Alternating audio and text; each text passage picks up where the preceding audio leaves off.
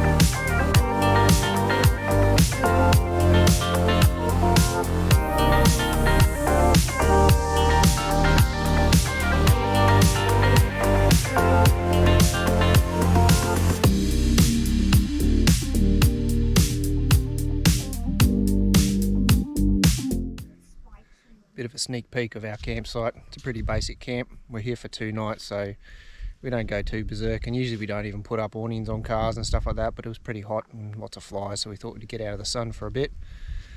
But it's just a simple fold soft floor camper trailer, and kids sleep on the floor, and there's obviously a mattress up the top for us, me and Jen, and that's pretty much about it. But yeah, I'll give you a quick whip around of what the campsite looks like.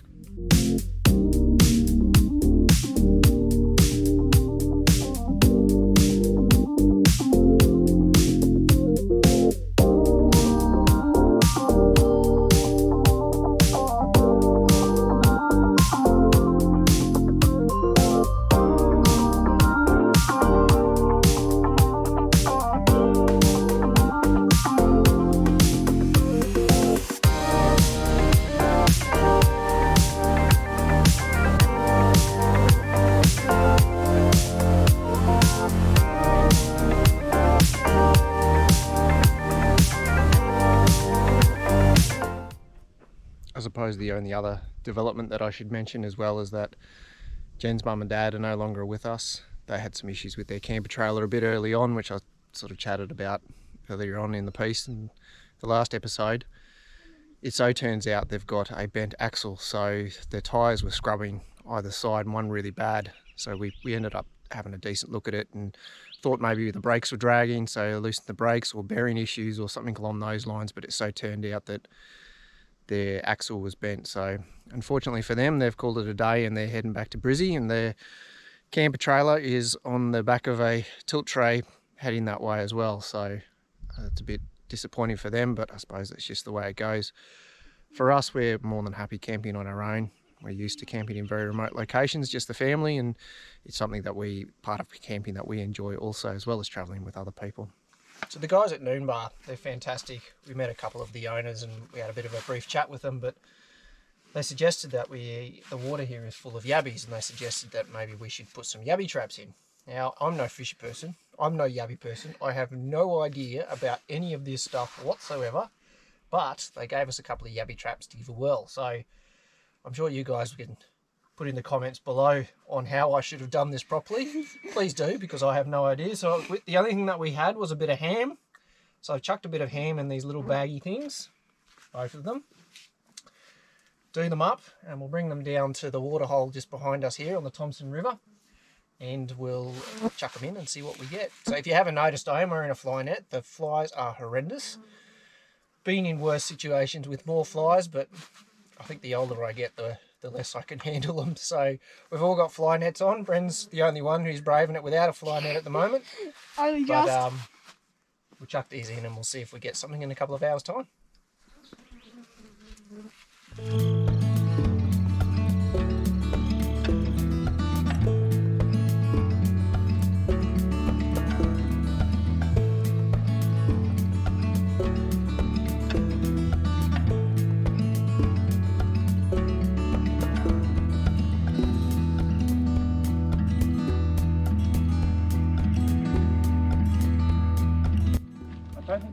having high hopes.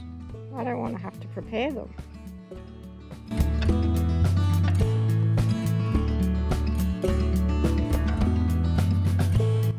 We're all going to video ourselves just saying. No, just you. So, you're going to say, I promise that if we catch yabbies, I'm going to eat them. I promise if we catch yabbies, I'm going to try them. Thumbs up. This is not a thumbs up event. I'm not looking forward to this. I'm hoping there are none. No yabbies at all, but I bet you there are, knowing my luck. It's the big reveal.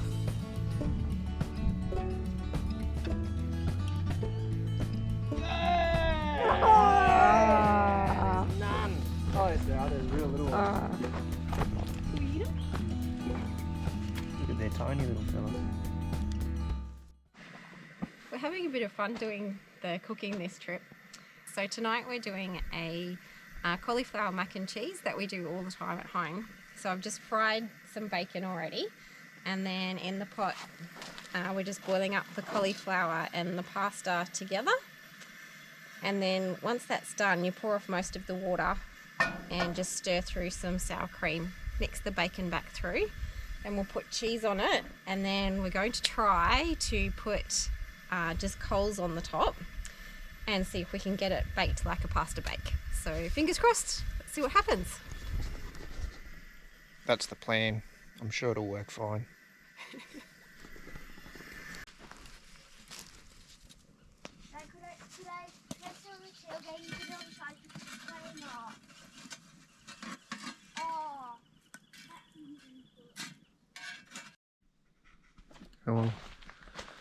How long has it been on the fire for? I don't know, about half an hour. It didn't go as brown on top as we hoped, but the cheese is melted, so it should be fine. It's good enough, and I'm hungry, so let's eat it. Okay. We left the yabby traps in last night, and the kids have just called out because they reckon they've caught a really big one.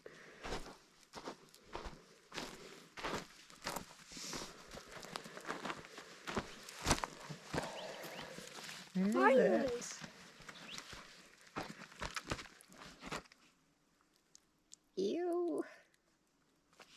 That's not ew. Looks good. That's what they look like, finally. What do you reckon? I'm impressed. Now I need to do something with the silly thing. What are we going to do with this little fella now? Release him. There he goes, where he belongs. Just let the babies out as well. We're just doing a bit of a transit run from Noonbah. Hopeless with names, you haven't gathered by now. And we're just passing through Isisford, then on to Blackhall for a stop to get some shopping done and groceries, which is the same thing. And catch up on some washing is essentially the real need. But we were just having a discussion as we're driving. It's not busy on this road. This is a sort of back road, but it has been extremely busy out here, and we've been hearing other people who have travelled north coming down towards our way that Longreach is just a complete packed.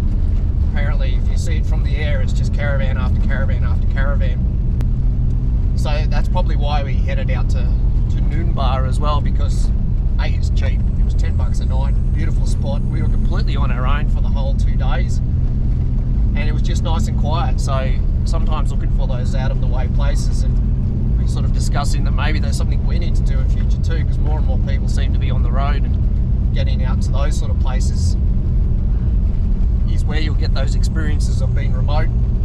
And also, if you want to do it on your own and not have those sort of worries of people around you, just negotiating a tight cattle grid, those people around you, you have the benefit of having the whole place to yourself, or very few people, because they control on how many people come in as well. So if you're out this way and it seems real busy, then talk at your local information centre, talk at camp, because that's how we got to hear about Noonbah, and go out to some of those places and support those local farmers and stations, because it's worth the trouble to get and find them.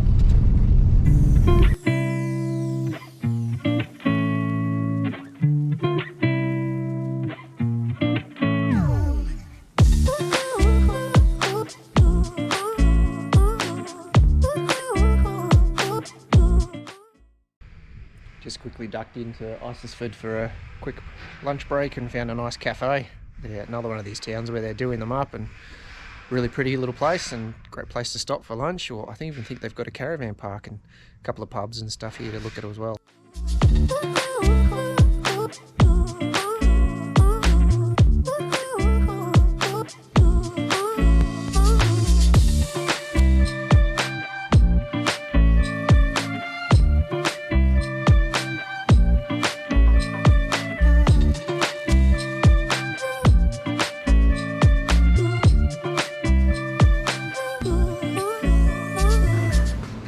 What's for lunch, boys? What's for lunch? Chicken nuggets. Chicken nuggets. Aren't you getting dino nuggets? Yeah. Chicken nuggets and chips. Which exactly the same as chicken nuggets? Yeah. No, they're not. They're the shape of a dino. Yeah. Toby! That's the difference. Oh well, as long as they're tasty.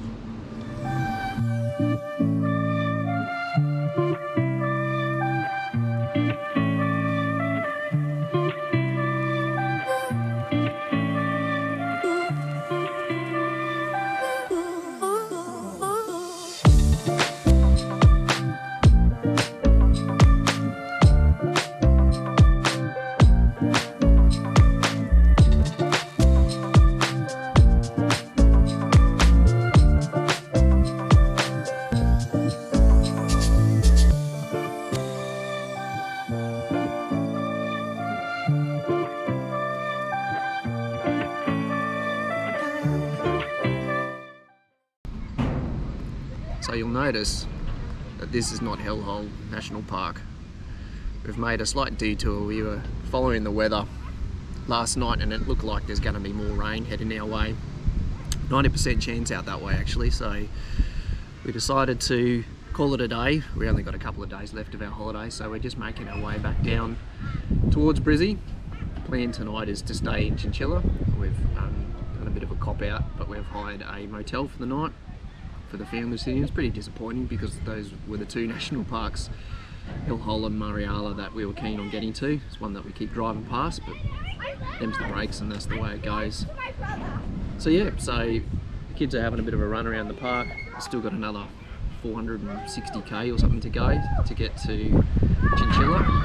We'll just mosey along and take our time. There's a nice nasty headwind and the old 100 series struggles a bit, so I'm driving in fourth a fair amount of the time, but that's cool. That's part of owning an old car like that.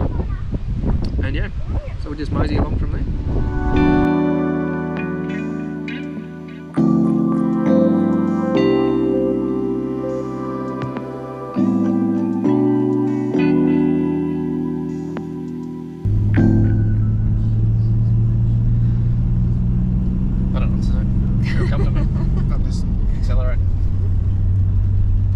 So we're just we're just outside Miles. Yeah. So we're just cruising along outside Miles, and there was this horrible noise from under the bonnet, and then followed by a terrible smell. And we're trying to get into Chinchilla to get to our motel accommodation, and we've got a bit of a time limit. It's getting quite late. It's after 5. So we popped the bonnet going, oh no, this is not real good, what are we going to do here? But I think it's the pulley on the aircon. It's seized up, and that's what the smell was. And I just turned the aircon on and off a couple of times, and man, did it squeak and the smell came back. So I think the aircon's gone, the poor old girl. But that's not going to stop us from getting anywhere, so we'll mosey on. Nearly in another 72 k's according to Mr. Google, and then we'll be in our accommodation. It certainly won't affect us getting home tomorrow.